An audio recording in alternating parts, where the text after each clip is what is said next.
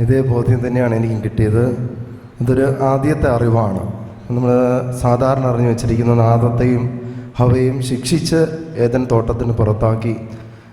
അതിനേക്കാൾ ഉപരി എന്തുകൊണ്ട് ദൈവം അവരെ പുറത്താക്കിയിട്ട് കാവൽ നിർത്തി എന്ന് വെച്ചാൽ, വീണ്ടും ഇവരുടെ സന്താനങ്ങളിൽ ആരെങ്കിലും കടന്നു വന്ന് ജീവൻ്റെ വൃക്ഷം പറിച്ചു തിന്നാൽ ഒരിക്കലും ദൈവപിതാവിന് രക്ഷിച്ചെടുക്കാൻ സാധിക്കത്തില്ല.